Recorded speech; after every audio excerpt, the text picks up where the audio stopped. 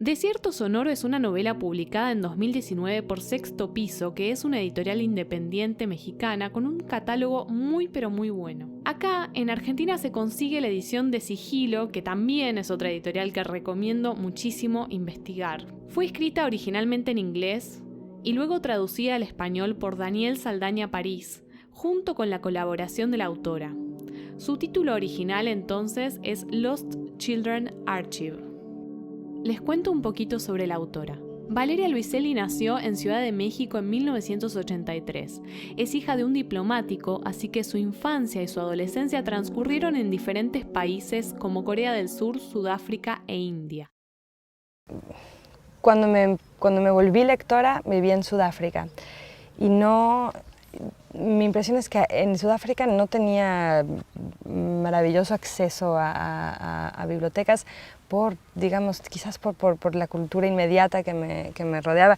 No teníamos realmente casi biblioteca en casa porque pues, nos mudábamos de un país a otro, ¿no? Entonces los libros no viajaban con nosotros. Mi papá tenía una muy buena biblioteca en México, pero no se podía mover, claro, 5.000 libros cada 2 o 3 años. Entonces, además de Desierto Sonoro, publicó otras 2 novelas, que son La historia de mis dientes y Los ingrávidos, y 2 libros de ensayos, que son Papeles falsos y Los niños perdidos, un ensayo en 40 preguntas. Este último libro es el resultado de su experiencia como traductora en las Cortes de Migración de Nueva York. Valeria se dedicó a colaborar con el tema de la traducción de los testimonios de las infancias migrantes judicializadas por los Estados Unidos para que puedan ser defendidas dentro de los juicios. El libro se estructura sobre las 40 preguntas del formulario de admisión que deben completar los niños indocumentados que cruzan la frontera de México con Estados Unidos. Hago este comentario porque, según la propia Luiselli, es esta experiencia la que desembocó en la escritura de Desierto Sonoro. Y si bien la novela no trata exclusivamente sobre esto, sí es uno de los temas centrales sobre el que se estructura gran parte de la trama. Este libro trata sobre el viaje en auto de una familia ensamblada compuesta por un matrimonio de documentalistas sonoros y sus 2 niñas. Desde el inicio ya sabemos el final. El quiebre de la pareja parece inevitable. Cuando lleguen a su destino, el matrimonio tomará rumbos diferentes. Ambos se lanzan hacia la ruta en busca de 2 historias que contar.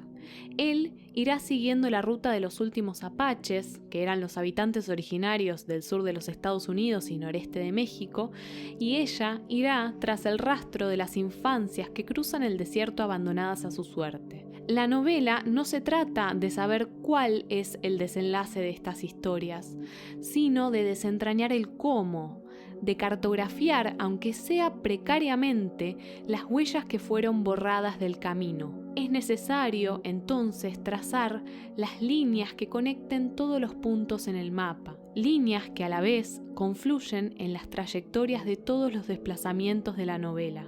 El viaje en auto de esta familia es un umbral, un rito de pasaje, un puente que los conecta con lo desconocido.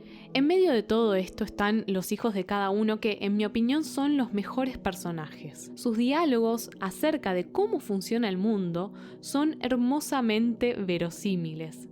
Se la pasan haciendo preguntas que parecen simples pero que tienen respuestas que muchas veces son imposibles, porque ni siquiera los propios adultos pueden responderlas. Me gusta mucho cómo la autora logra plasmar la mirada de la infancia sobre el mundo, que es una mirada que está completamente desacostumbrada y que por eso se pregunta las cosas que los adultos damos por sentado.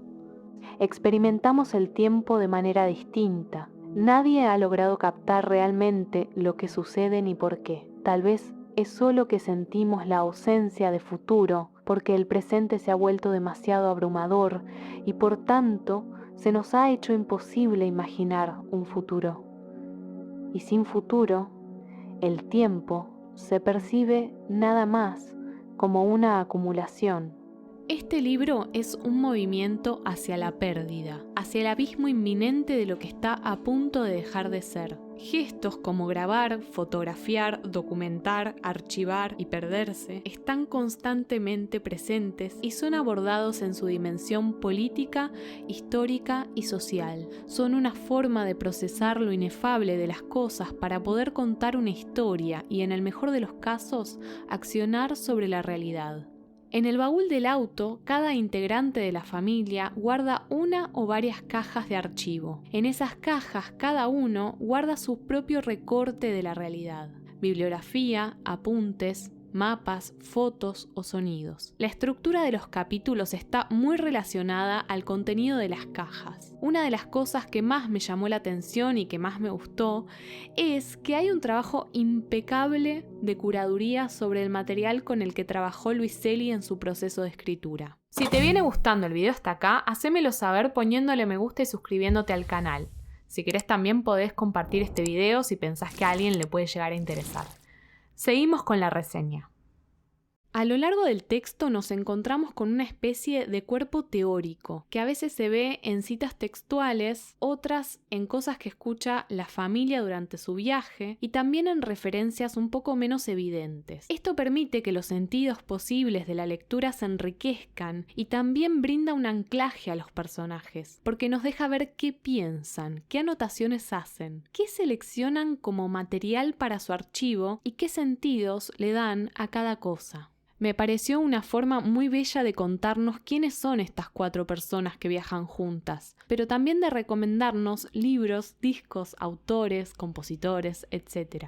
Al final del libro, y esta es una de las cosas que más me entusiasman y más me gustan de todo el libro, tenemos un apartado de referencias, bibliografía y discografía que la propia autora utilizó para su proceso creativo. En una entrevista, Luiselli dice que incluyó estas referencias porque le interesa mucho la relación entre el proceso creativo y su resultado, y cómo los materiales que se utilizan dejan sus huellas en la obra. No hemos entendido cómo es que existe el tiempo y el espacio en nuestros días, cómo los experimentamos realmente.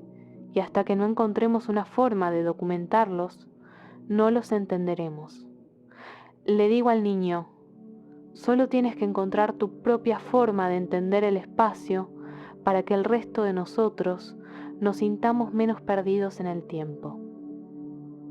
Otra de las cosas que amé de este libro son las preguntas que se hace en torno a la escucha. Hay muchísimas reflexiones sobre lo que significa registrar, armar un archivo, grabar. El sonido ocupa un lugar muy fundamental. Es como una atmósfera que lo va impregnando todo. No solo es la profesión del matrimonio, sino que también es el filtro a partir del cual entienden el mundo. El sonido es ese fantasma de lo que alguna vez estuvo, pero ya no. Es ese hueco, esa ausencia, esa concavidad que dejan los cuerpos al ser borrados de su territorio. La narradora se pregunta todo el tiempo cómo grabar las voces, las lenguas o los ecos de las comunidades que se han perdido para siempre. Cómo capturar los gritos de auxilio de los migrantes que han fallecido en la frontera con Estados Unidos. El sonido es ese rastro esquivo, incierto y líquido, imposible de retener entre las manos. Capturarlo antes de que se disuelva en el viento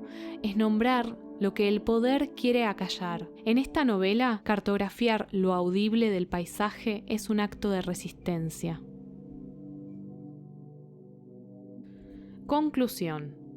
Este fue el primer libro que leí de la autora, y su sentido del humor me sacó carcajadas en voz alta en medio de la lectura. Y no es una exageración, me reía en posta en voz alta. Valeria tiene una escritura muy fresca y muy personal, y aunque habla sobre temas pesados como separaciones, niños perdidos, inmigración ilegal, persecución a pueblos originarios, etc., es capaz de manejar muy bien la dinámica entre drama y humor, y esto no es fácil de lograr. Ninguno de los personajes se siente forzado, sino más bien todo lo contrario, están construidos de una forma completamente verosímil. Es cierto que quizás al comienzo la lectura es un poco más lenta, pero a mí me gusta que sea así porque se enfoca bastante en reflexiones, anécdotas y demás cosas que pasan en un viaje. Al comienzo la novela tiene una escritura más fragmentaria, más como de entradas de diario, y conforme va avanzando la trama se va poniendo un poco más intenso.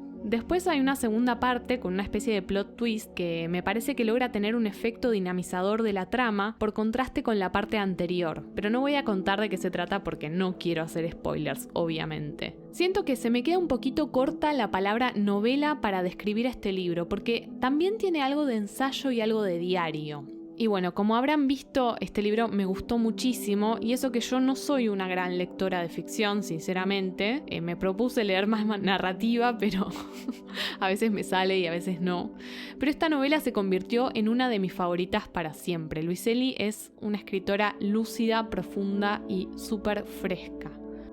Si llegaste hasta aquí te agradezco muchísimo por ver este video y ahora me encantaría que me cuentes en comentarios qué andás leyendo, si conocías a esta autora o si leíste esta novela.